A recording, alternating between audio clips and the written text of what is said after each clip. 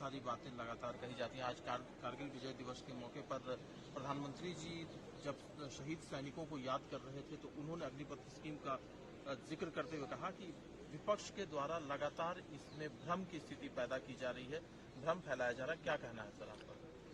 देखिए, अग्निवीर में 4 साल के बाद, ज्वाइनिंग से 4 साल के बाद अग्निवीर से 25% लोग फौज में जाएंगे और बाकी 25% और जो बचे हुए लोग हैं वो अर्धसैनिक बलों में। अग्निवीर का एक भी जवान वापस घर नहीं बैठने वाला है।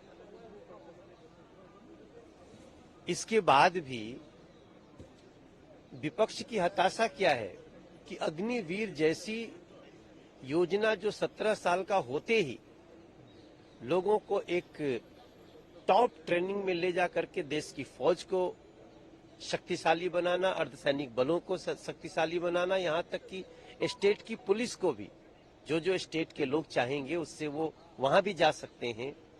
तो इतने बड़े स्तर पे जब स्किल्ड फोर्स और आज के हिसाब से आज की चुनौतियों को सामना करने वाली फोर्स तैयार हो रही है तो सच में अंदर अंदर विपक्ष हताश है कि नरेंद्र मोदी जी ने इतना बड़ा कदम कैसे उठा लिया।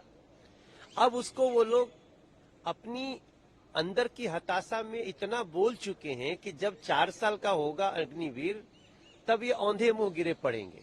मैं आज आपको विश्वास से बताता हूं कि अग्निवीर का 4 साल पूरा तो होने दीजिए। अभी आप विपक्ष के लोग उसको बदनाम करने लगे। अभी वो लोग सेना को भी बदनाम करने की कोशिश करते हैं। सेना में जाने को भी ये लोग ऐसा सिचुएशन बनाते हैं कि देश के लोग सेना में जाने से थोड़ा सा डरे।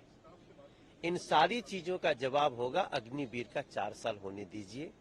प्रधानमंत्री जी का कहना बिल्कुल सही है कि अग्निवीर को लेकर के बहुत ही अफवाह फैलाई गई है और विपक्ष को इसका खामियाजा भुगतना पड़ेगा इस देश के नौजवानों के द्वारा ही जब 4 साल अग्निवीर पूरा करेगा। करने तो दीजिए। लेकिन कांग्रेस कह रही है कि अग्निवीर योजना जो अग्निपथ योजना ये शॉर्ट टर्म इंडक्शन है आर्म फोर्सेस के अंदर, बिना किसी ट्रेनिंग के, बिना किसी बेनिफिट के।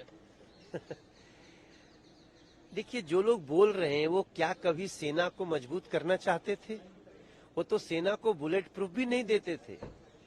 आज जो कांग्रेस कह रही है ये लोग क्या सेना को उसके हिसाब से फाइटर जेट देते थे? नहीं। जो सेना की किसी भी डिमांड को पूरा करने के लिए आगे बढ़ने की जगह पीछे कदम खींच लेते थे, वो लोग सेना के बारे में अगर कुछ बोलते हैं तो हमें हंसी आती है। मैं इस देश के प्रत्येक युवा को बोलना चाहता हूं, अग्निवीर योजना 4 साल की ट्रेनिंग के बाद आगे उसको जगह जगह डिप्लॉय करेगा।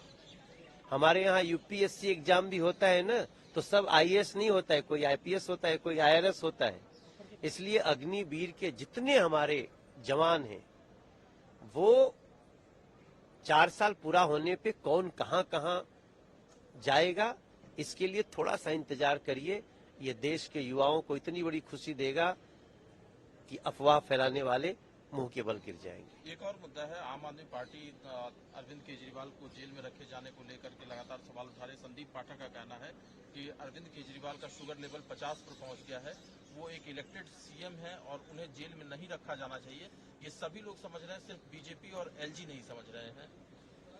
देखिए, वैसे तो सीएम इलेक्टेड ही होते हैं। ये पता नहीं कहीं पेड़ से गिरे हुए सीएम या कहां से गिरे हुए आए हैं, मुझे नहीं पता। मगर जेल स्टेट गवर्नमेंट की, आम आदमी पार्टी की सरकार की। अरविंद केजरीवाल अपने कर्मों से जेल में हैं। उनका शुगर बढ़ रहा है या शुगर के हिसाब से दवाइयां नहीं ले रहे हैं, खाना नहीं खा रहे हैं, तो ये रिस्पॉन्सिबिलिटी उनकी है और जेल प्रशासन को देखना चाहिए। कहीं ऐसा तो नहीं कि संदीप पाठक जी या जो भी प्रवक्ता आए बताएं कि कहीं आम आदमी पार्टी के लोग ही अरविंद केजरीवाल को मारने की साजिश तो नहीं कर रहे हैं अपने इमोशंस के लिए। जेल आम आदमी पार्टी के गवर्नमेंट के अंतर्गत, अरविंद केजरीवाल आम आदमी पार्टी के अभी भी मुख्यमंत्री हैं। अगर उनको दवाई नहीं मिल रही है, अगर उनको खाना नहीं मिल रहा है या वो डोज नहीं ले रहे हैं जैसा रिपोर्ट आ रही है, तो ये कहीं न कहीं या तो अरविंद केजरीवाल स्वयं ही कोई विक्टिम कार्ड खेल रहे हैं और नहीं तो आम आदमी पार्टी उनके खिलाफ साजिश कर रही है।